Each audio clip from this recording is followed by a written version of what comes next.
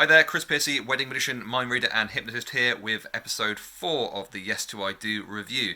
Now in the 4th episode of the Yes Do I Do podcast we had Sadie Osborne Photography on. Now her particular choice of topic was one that she was really passionate about, as she is about all things photography, and that was how important it is to have a connection with your photographer. Now this is one of the episodes that I really recommend that you go and listen to in full, because it was a really good one of my favourites we've done to date. And basically what we ended up the conclusion we came to really was that it's not just important to have a connection with your photographer, but actually really important to have a connection with all of your suppliers, because you're putting together a hell of a day when you plan a wedding day. So lots of and it's all about yourself, and it's all about your partner, it's all about your friends and your family. So your wedding suppliers have really got to understand you and what your day is about, and what you're passionate about, and what your your theme is, and what your beliefs are, and all these different types of things which have to be understood in order for your suppliers to give you everything they possibly can in order to make your day as fantastic as it possibly can be. Because there's no point in people turning up to perform on your day or to do whatever they're doing on the day if they don't know you, if they don't get you. You've got to, like Sadie says in the episode, that you've got to, the more you give, the more you're going to get back from your suppliers. And it was in particular reference to herself, but essentially we agreed that it's across the board.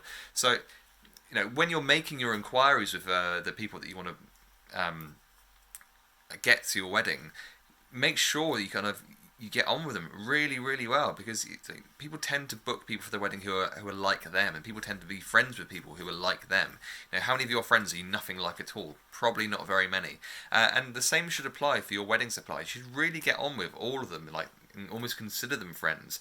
So when you're making those inquiries of people, don't look at price, and you've got to look at what you're going to get for your money. But I think the most important thing is to fully get on with that person. So, because imagine booking someone, they turn up on the day and you just don't like them for whatever reason, because you haven't taken the time to get to know what they're all about. It'd be horrendous. So having that connection with all of your wedding suppliers is really important, and that is the something that we came to conclusion to relatively quickly, and something which is referenced later on in so many other episodes. And this is why I think it's so important to listen to this episode in particular, because this idea resonates through so many of the other episodes about how it's so important to get on with your suppliers and have a connection with them, because the more they get you, the more they're going to be able to give back to you, because they're going to be, ideas will pop into their head, because they go, oh no, this couple like that, so I know I can do this for them, and they'll be able to offer you more things and do more, and they'll be more willing to do more things for you because you're more friendly with them.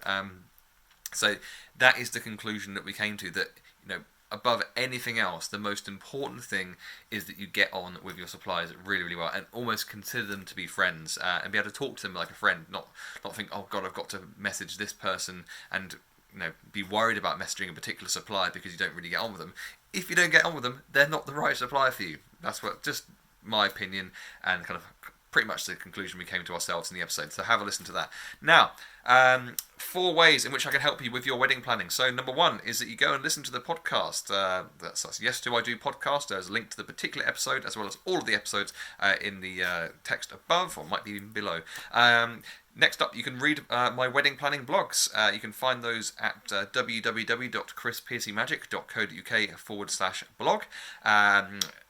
Third way in which I can help you is you can get a copy of my book. This is called Blissful Wedding Planning, Becoming a Stoic Bride. Now, this is not a book about how to plan a wedding, but it's actually a book about how to learn to fall in love with your wedding planning. So it's combining my knowledge of weddings, my knowledge of cognitive behavioural hypnotherapy, and my knowledge of Stoic philosophy, combined all together into a nice mixing bowl, and out popped this book, which tells you how to adopt the perfect mindset to actually love, yes, I said love, your wedding planning, even the bits which are considered stressful. And the 4th and final way in which I can help you with your wedding is for you to book me. I'd love to come along to your wedding, break the ice between people, keep the day flowing, give your guests talking points, and provide the fun, buzzing atmosphere that every wedding should have. You can find out more about booking me, about what I do, tricks and all that sorts of things on my website, which is www.chrispiercymagic.co.uk/wedding-magician. Again, there is a link either above or below this video right now. Anyway, thanks for watching, and I'll see you for another video soon.